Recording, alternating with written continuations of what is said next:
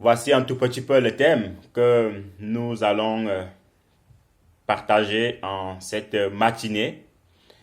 Donc, chaque assemblée connectée peut déjà se préparer à la lecture de ces différents versets afin de pouvoir avancer. Nous allons nous laisser guider par le Seigneur. Amen. Donc, le thème de ce matin, c'est les conseils. Les conseils. Mais avant cela, inclinons nos têtes, nous allons prier. Éternel des armées, Papa, Dieu de gloire, Seigneur, Dieu Tout-Puissant, nous voulons te dire merci, Seigneur, pour tes bienfaits. Nous voulons te dire merci, Seigneur, pour ton amour. Que ton nom soit béni, Seigneur, que ton nom soit sanctifié. Père de gloire, Seigneur, Papa, en cette matinée, nous voulons remettre, mon Dieu, le contrôle de toutes choses entre tes mains. Guide-nous, conduis-nous, Papa. Parle-nous encore, Seigneur, en cette matinée, afin qu'au sortir de ce message, nous puissions avoir quelque chose de nouveau dans nos vies. Éternel des armées, Papa, sans toi nous ne sommes rien, sans toi nous ne pouvons rien. Alors que ton nom soit béni, Père de gloire, Papa. Sois élevé, sois magnifié. Au nom puissant de Jésus-Christ de Nazareth, nous avons prié. Amen. Donc, frères et sœurs, toutes les assemblées qui sont prêtes peuvent déjà commencer la lecture. Vous avez la parole.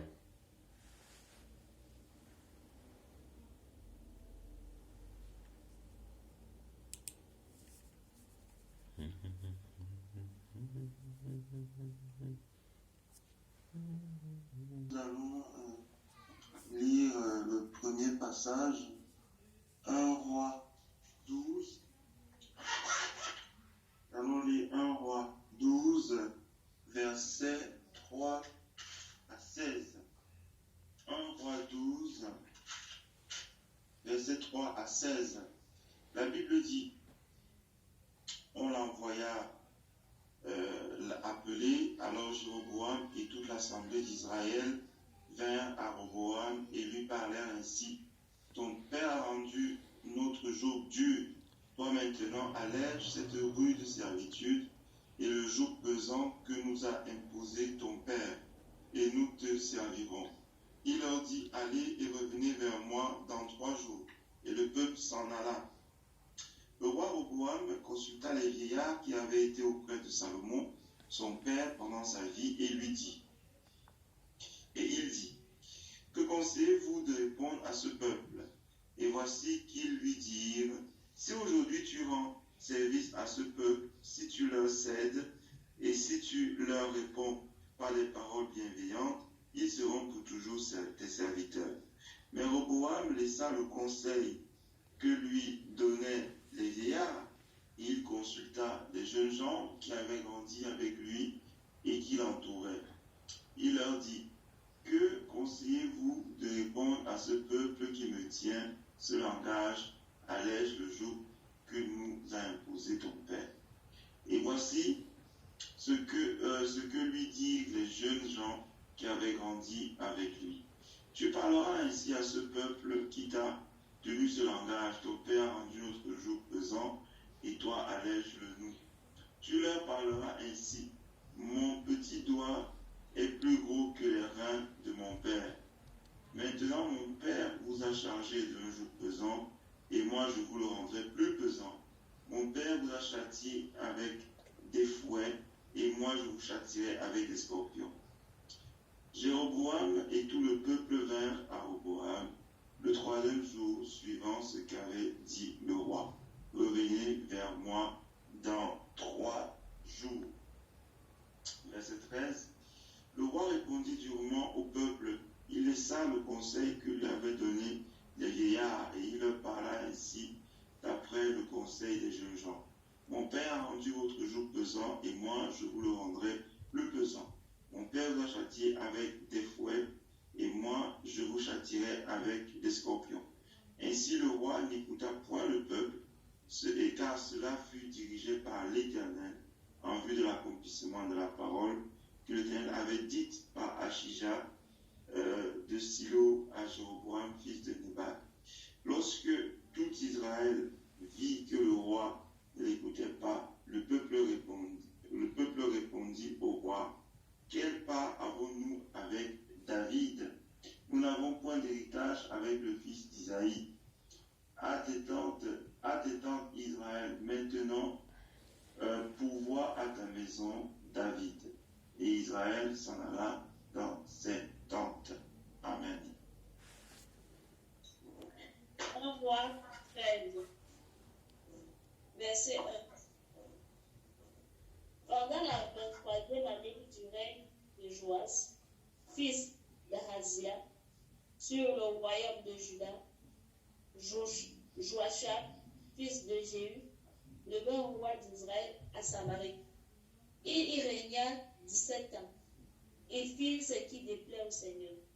Il ne cessa pas d'imiter les péchés de Jéroboam, fils de Nébat, qui avait poussé le peuple d'Israël à pécher. Alors, le Seigneur se mit en colère contre les Israélites et les livra au pouvoir d'Azaël, roi de Syrie. Lui, au pouvoir de son fils Ben-Hadad. Cela durera longtemps. Mais Joachim supplia le Seigneur de s'apaiser. Celui-ci l'entendit et après avoir vu comment le roi de Syrie opprimait Israël, il envoya un libérateur qui délivra les Israélites de la abomination des Syriens. Dès lors, les Israélites purent vivre en paix comme précédemment. Pourtant, ils ne cessèrent pas d'imiter les péchés de Jéroboam et de sa famille, car Jéroboam avait poussé le peuple d'Israël à pécher. Même le poteau sacré de la déesse Ashéra resta dressé à Samarie. Verset 7. Finalement, les troupes de Joachim ne comptaient plus que 50 cavaliers, 10 chars et 10 000 soldats à pied. En effet, le roi de Syrie en avait détruit beaucoup et il n'avait laissé qu'un peu de poussière au bord des routes. Le reste de l'histoire de Joachim est contenu dans le livre intitulé Actes des rois d'Israël. On y raconte tout ce qu'il a fait et le courage qu'il a montré. Lorsqu'il mourut, on l'enterra à Samarie. Ce fut son fils Joas qui lui succéda. Pendant la 37e année du règne de Joas sur Juda, et Joas, fils de Joachim, devint roi d'Israël à Samarie. Il y régna 16 ans. Amen.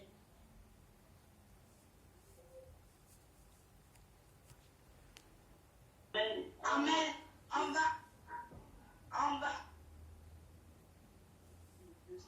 On va lire 2 Samuel 17, du verset 23 au verset 24. Onan et retourna dans la ville qu'il habita. Il donna des ordres à sa famille, puis il se rendit. On l'enterra dans le tombeau de son père. David avait gagné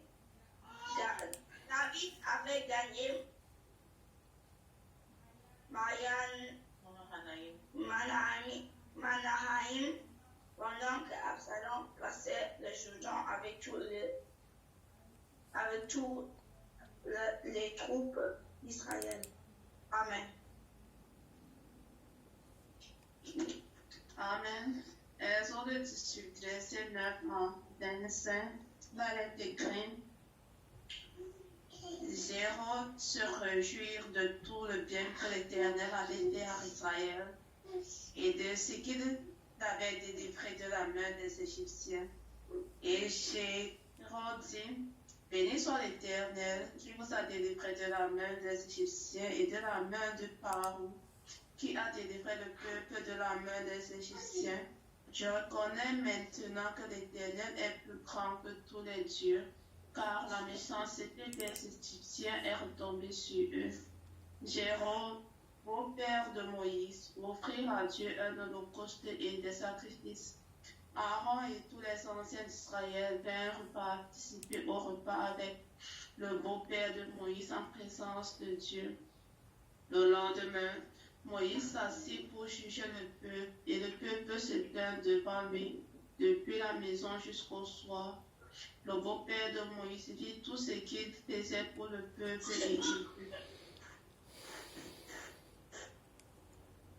que fais-tu là avec ce peuple? Pourquoi sièges-tu seul et tout le peuple se tient-il devant toi, depuis le matin jusqu'au soir? Moïse répondit à son beau-père, c'est que le peuple vient à moi pour consulter Dieu. Quand ils ont quelques affaires, ils viennent à moi, je prononce entre eux et je fais connaître les ordonnances de Dieu et ses lois. Le beau-père de Moïse lui dit, ce que tu fais n'est pas bien. Tu t'épuiseras toi-même et tu épuiseras ce peuple qui est avec toi, car la chose est sûre de tes forces et ne pourra pas y suffire seul. Et tu ne pourras pas y suffire seul. Maintenant, écoute ma foi.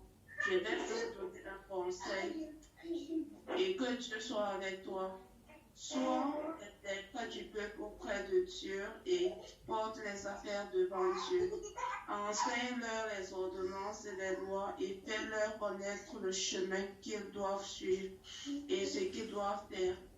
Choisis parmi le peuple des hommes capables, craignant Dieu, des hommes intègres, ennemis de la culture. Établis-les sur eux comme chefs de 1000, chefs de 100, chefs de 50 et chefs de 10, qu'ils jugent le peuple en tout temps, qu'ils portent devant toi des affaires importantes et qu'ils prononcent eux-mêmes sur les petites choses. Allège ta tâche et qu'ils la portent avec toi. Si tu fais cela et que Dieu te donne des ordres, tu pourras y suffire et tout le peuple parviendra heureusement à sa destination. Moïse écouta la voix de son beau-père et fit tout ce qu'il avait dit. Moïse choisit des hommes capables parmi tout Israël et il les établit chefs du peuple, chefs de 1000, de 100, chefs de 50 et chefs de 10. Amen. Amen, bien aimé, il y a des micros qui sont ouverts.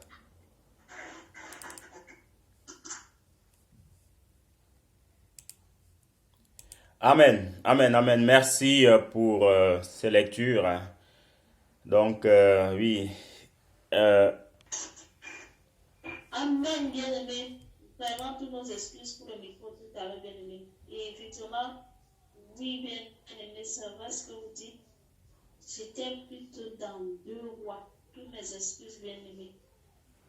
Donc, je lis dans 1 Roi, du verset, chapitre 13, du verset 11 au verset 22. La Bible dit, « Or, il y avait un vieux prophète qui vivait à Bethel. Ses fils vinrent lui raconter, tout ce que le prophète venu de Juda avait fait ce jour-là à Bethel et ce qu'il avait dit au roi. Alors, le père leur demanda, par où est-il reparti? Les fils allèrent voir par où il était parti. Puis le père leur dit, préparez-moi mon âne. Ses fils se lèvent là et le père y monta. Il suivit le même chemin que l'autre prophète. Il le trouva assis à l'ombre d'un grand arbre, et lui demanda, es-tu bien le prophète venu de Juda? Oui, c'est moi, répondit l'autre. Le premier reprit, viens chez moi pour manger quelque chose. Non, dit l'autre, je ne peux pas faire de l'eau et t'accompagner. Je ne dois rien manger ni boire avec toi en cet endroit-là. En effet, le Seigneur m'a dit, tu ne mangeras point, tu ne mangeras ni ne boiras rien là-bas. Et pour entrer chez toi, tu passeras par un autre chemin que celui que tu auras suivi pour aller. Mais le vieux prophète insista. Moi aussi je suis prophète comme toi, dit-il. Or, un ange lui a parlé de la part du Seigneur. et m'a ordonné de te ramener chez moi pour que tu puisses manger et boire quelque chose. En réalité, c'était un mensonge. Le prophète de Juda l'accompagna pourtant à la maison pour manger et boire quelque chose. Verset 20. Or, pendant qu'ils étaient tous deux à table, le Seigneur adressa la parole aux deux prophètes de Béthel, qui dit à celui venu de Juda, voici ce que déclare le Seigneur. Tu as désobéi au Seigneur. Tu n'as pas respecté l'ordre que le Seigneur, ton Dieu, t'a donné. Tu es revenu pour manger et boire quelque chose en cet endroit, alors que le Seigneur te l'avait interdit. Eh bien, à cause de cela, tu vas mourir, et ton corps ne sera pas déposé dans le tombeau de tes ancêtres. Amen, bien-aimé. Amen. Amen. Merci. Que le Seigneur vous bénisse abondamment pour cette lecture. Amen. Donc, frères et sœurs, nous venons vraiment de lire ces quelques chapitres où on voit des personnes qui ont... Amen, nous n'attendons pas le frère Darrell. Amen. Amen. Donc, excusez-moi. Donc, nous voyons ici au travers de ces chapitres-ci comment il y a eu des personnes qui ont été conseillées, qui ont reçu des conseils avec joie et ils les ont appliqués. Comment aussi d'autres ont reçu des conseils, ont plutôt choisi une autre voie et se sont détournés, ainsi de suite, ainsi de suite. La Bible nous dit que dans le livre des Proverbes, que les projets réussissent dans un premier temps parce qu'il y a beaucoup de conseillers et de l'autre côté, les projets échouent aussi parce qu'il manque des conseillers. Un conseiller, c'est quoi d'abord? Pour faire court, un conseiller, c'est quelqu'un qui est là pour nous dire comment faire pour mieux s'en sortir. Un conseiller, c'est celui-là en fait qui est normalement à la base pour nous en fait amener sur le bon chemin.